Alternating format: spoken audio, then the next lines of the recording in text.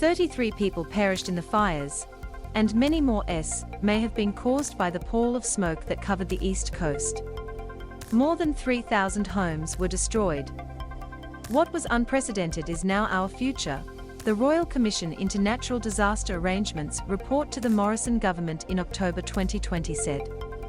The toll from the flood stands at 22 after Sydney police on Wednesday found the body of a man who was reported missing in floodwaters in the city's west. Almost 3,000 homes have already been written off in the Northern Rivers region of NSW alone. Loading it is a shame that Morrison couldn't make this connection for voters. The floods, like the fires, respected no state or local boundary. Yet Morrison talked himself into a needless argument over which local government area was more deserving of relief. He couldn't see the continent for the epicenter when he landed in Lismore. He sounded meanwhile trying to demonstrate to all Australians that what happened here was off the charts. What we're seeing here, particularly in Clarence Valley, Richmond Valley and Lismore, is on a whole another scale to the floods being experienced in other parts of the country, he told the local community. As bad as they are, whether that be in Brisbane, I'll be up in Queensland tomorrow, or down further south in Sydney and out in the Hawkesbury and Nipean, where they are also used to floods. The next day in Queensland, he faced the obvious question, what about us then? Journalist, will Gympie and Maryborough get the catastrophe assistance that's been in place now in NSW, parts of NSW? Prime Minister, well, these things are being assessed. As I said yesterday, we moved firstly on those 3 areas in NSW, where we're talking about a flood event that was 2 meters higher, actually more than 2 meters higher, than any flood in recorded history. The press conference ended with that pointed exchange. Just 2 questions from the local media, and he was off. He would have registered the problem, even if he is not ready to accept the policy implications. As he told people in Lismore, the environment has changed. We are dealing with a different climate to the one we were dealing with before. I think that's just an obvious fact. In other words, events politicians once viewed as unprecedented acts of Mother Nature are the new normal. But Morrison doesn't believe, yet, that the role of government should change in any meaningful way to meet this particular existential threat. Loading to paraphrase Morrison's technology, not taxes slogan for net zero, his approach to climate disasters remains doggedly reactive and performative. Troops, not targets. More broadly, Morrison remains fixated on the formulas of the 1980s, lower taxes, and smaller government, almost in defiance of the evidence before him. He told a business summit on Tuesday via Zoom that he isn't following the big government lead of his allies in the United States and Britain. I've never really caught up in the hoopla of the Build Back Better camp that opportunistically sees the post-COVID recovery as some opportunity to replace our market-based, business-led growth economic system with a government-centered reimagination of global capitalism. It was a revealing thing to say the day before his trip to Lismore. For Joe Biden and Boris Johnson, accelerated climate action is at the heart of their Build Back Better programs. Loading just as telling was the announcement Morrison made in Queensland on Thursday. Standing alongside the Defence Minister and potential leadership rival Peter Dutton, he promised an employment boom for our men and women in uniform. The government aims to have more than 100,000 personnel in the Australian Defence Force by 2040.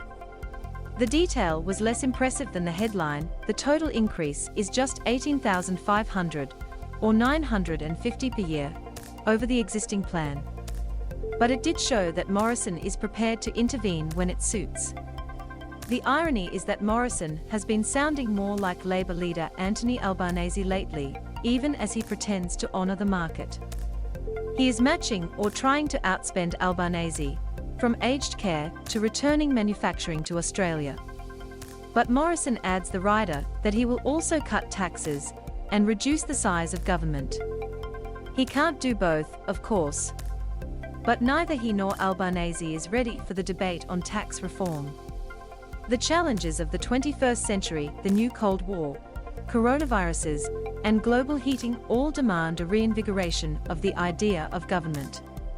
This doesn't mean the federal government returns to its former role of running businesses in competition with the market, or as the monopoly provider. No one is suggesting we buy back the Commonwealth Bank, Telstra or Qantas. But it does mean a larger government by the standards we are used to. Taxes will eventually have to rise to meet the new demand. Meanwhile, the market is already making an adjustment, and it is not the one politicians anticipated. Our economy is increasingly geared towards caring and creative work. There are more people employed today in the female-dominated economies of healthcare and social assistance and education than there are in the old male domains of construction, manufacturing, mining and agriculture. And the professions, another majority female sector, along with the arts, media and information technology, now employ more people combined than retail and wholesale trade. The market hasn't got softer, it is smarter and, dare one say it, more compassionate.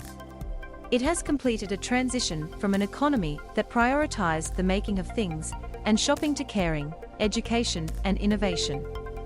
It's high time that government shifted its thinking along similar lines, not only to meet the existential threats and raise the standards of care from cradle to grave, but to help Australia educate and recruit the workers we will need for our brain economy.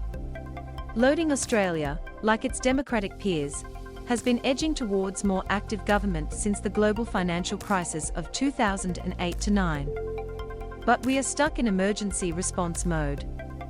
Politics still operates with a male-only brain. In crisis, it waves big checks, calls in the troops and blame shifts when the environment won't bend to a press release. While all the attention is on Morrison at the moment, the problem is structural. It goes back to Tony Abbott's decision to bipartisanship on emissions trading in 2009, the very year that began with the Black Saturday fires in Victoria, which claimed 173 lives. Hindsight tells us that a tragic pattern was set on Black Saturday, which repeated with the fire and floods on Morrison's watch. The data said the event was off the charts, but the response was business as usual. Let's hope the warnings are heeded and the lessons learned before the next catastrophe. Peter Harcher is on assignment.